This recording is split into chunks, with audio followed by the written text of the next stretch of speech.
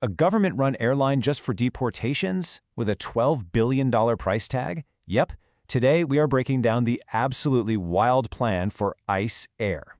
Before we jump in, make sure you hit that subscribe button so you don't miss what's next. Let's get into it. So, the article we're pulling from today kicks off with this subheader, Snakes on a Plane. It is a bold choice, and honestly, it sets the stage perfectly for a plan that is somehow even wilder. Just kidding. Or are we? So is this for real? Well, according to the source, yeah, it absolutely is. The idea is for a brand new government-owned airline. Its one and only job? Deportations. Here's the breakdown. To really get why anyone would propose this, you first have to understand the goal. And it all boils down to one almost unbelievable number. The source states that this entire plan is being driven by a directive from President Trump, with Stephen Miller reportedly pushing it hard. The mission is to massively, and I mean massively, ramp out the deportation of undocumented immigrants. So how massive are we talking? The goal they're shooting for is to deport 1 million people every single year. And just to put that into perspective for you, the source says that ICE is currently on pace for about 300,000 deportations a year.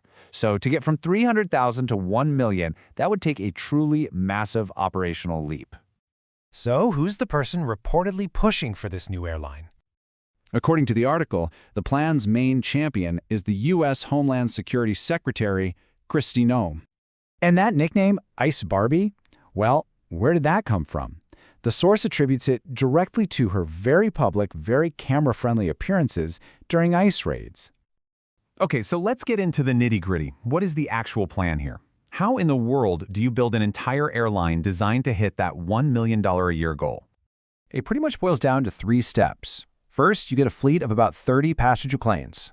Second, the airline will be owned and operated directed by ICE. And third, it would be staffed by, and this is a direct quote from the source, her masked goons. You know, a plan this huge is going to have an equally huge price tag. So, what would this whole thing actually cost? Let's just look at the upfront cost of the planes. The source reports that each of those 30 planes could cost anywhere from $80 million to a mind-blowing $400 million. And get this, that's just to buy the planes, not even to fly them. So you do the math, and yeah, all told, the sticker price for the planes alone could hit a staggering $12 billion. And you might be asking, where does $12 billion come from? Well, the article points to a pool of over $75 billion that President Trump had already allocated for ICE in what he called his Big Beautiful Bill. This brings us to the biggest question, right? Why go through all the trouble and expense of building an airline from scratch? ICE already charters flights. The answer to this really gets to the core strategy behind this whole thing. Right now, ICE pays private airlines something like $25,000 an hour to charter flights, but relying on commercial companies has created some, let's say, serious PR headaches for them. To put it simply, private airlines that work with ICE get hit with intense public backlash. The source uses Avelo Airlines as a perfect example. They were targeted with protests and boycotts, and people mockingly nicknamed them ICE Air because of their government contracts. But you know, it's not just about public pressure. It's also a numbers game.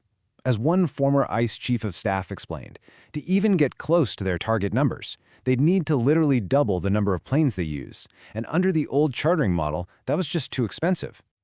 And that is the real kicker. That's the main reason for owning the airline. A government-run ICE Air wouldn't have to worry about boycotts or bad press. It takes the private companies completely out of the picture and brings the whole controversial operation in-house. Which leaves us with this final, pretty provocative thought. A state-run airline created for the sole purpose of deportation. Is this a bold, practical solution to achieve a policy goal? Or is it a hugely expensive and problematic venture just waiting to happen? So what do you think? A practical solution or a problem in the making? Drop what you think in the comments below. If you learned something new, hit that like button and subscribe for more explainers just like this one. Thanks for watching.